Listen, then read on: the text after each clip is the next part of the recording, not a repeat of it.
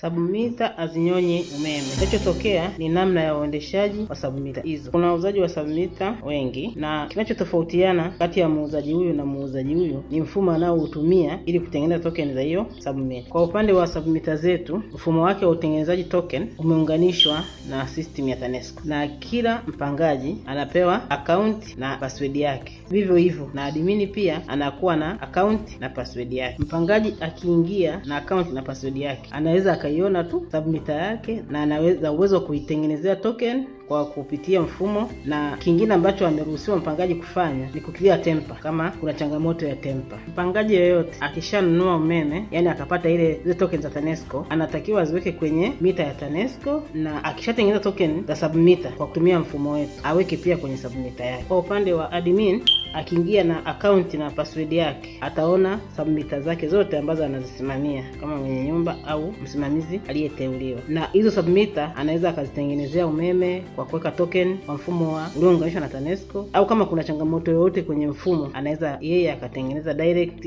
na akafanya vitu vingi kama vinavyoonekana. Kwa kutumia mfumo wetu, tuna utatuzi kwa hiyo changamoto ya wapangaji ambao hawaweki umeme kwenye mita kubwa. Kwa kutumia account ya admin, hapo chini kwenye sehemu iliyoandikwa token, admin akiingia ataona tokens za wapangaji wote, na yule ambaye atakuwa hajaweka kwenye mita TANESCO atachukua zile token, ataweka kwenye mita ya TANESCO, basi zile units zitapatikana kule na zitatumika kwa wapangaji wote. Kwa hiyo hata zile ambazo mpangaji alikuwa amenyonya zitapatikana. Kwa hiyo mita itakuwa haishiwi. Ina maana ni kwamba zitaishiwa kwa wakati sahihi, kwamba watu wameishiwa umeme, lakini sio kwa kuhisi submitter zimenyonya umeme. Wakati mwingine kama mazingira yanaruhusu, tunashauri jukumu la kuweka umeme kwenye mita ya TANESCO aachiwe admin au mwenye nyumba. Yaani wapangaji waweke tu ni submitter zao, alafu admin kwa muda wake ataingia kwenye mfumo na zile tokens za TANESCO kuweka kwenye mita ya TANESCO, ili kuondoa mkanganyiko wa nani kaweka kwenye mita ya TANESCO na nani hajaweka. Watumiaji wa submitter wengi wamekuwa wakiniuliza kwamba baada ya kufunga submitter, labda mmoja wao, kwa watu wanaotumia mita moja ya TANESCO, matokeo yake